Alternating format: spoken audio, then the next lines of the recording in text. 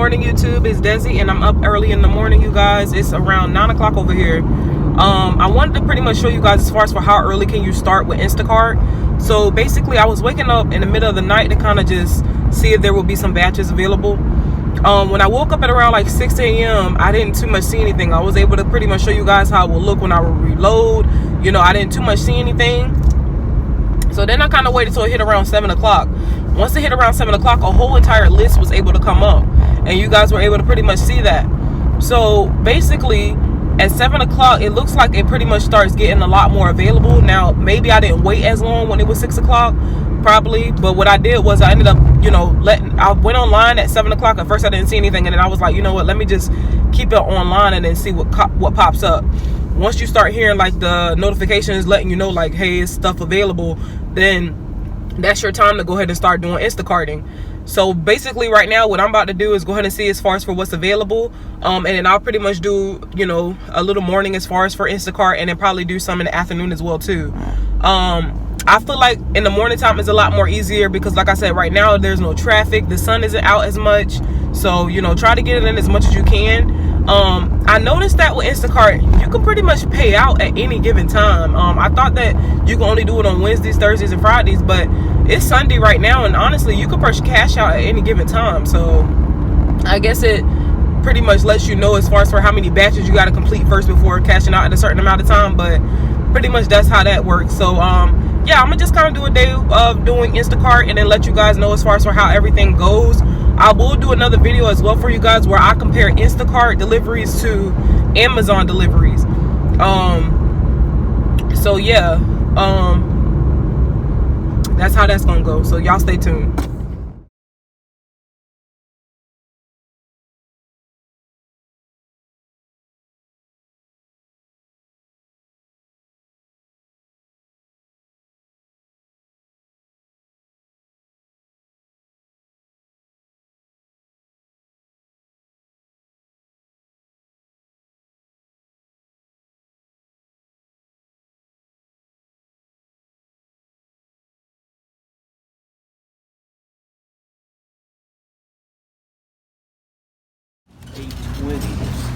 Excuse me.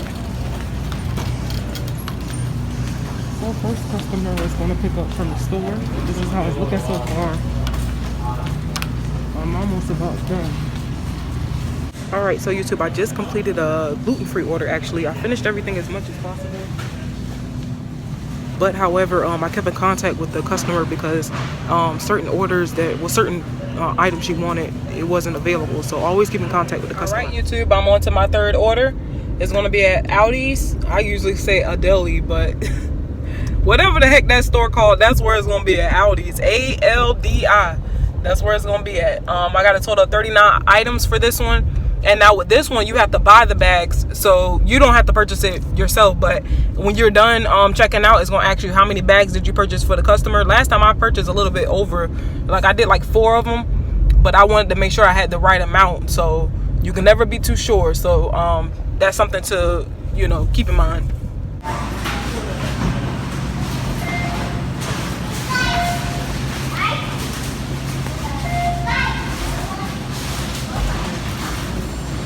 Alright, you all, I finished up with Aldi, whatever it is. I did a total of 5 bags, and I got one in the back as well too.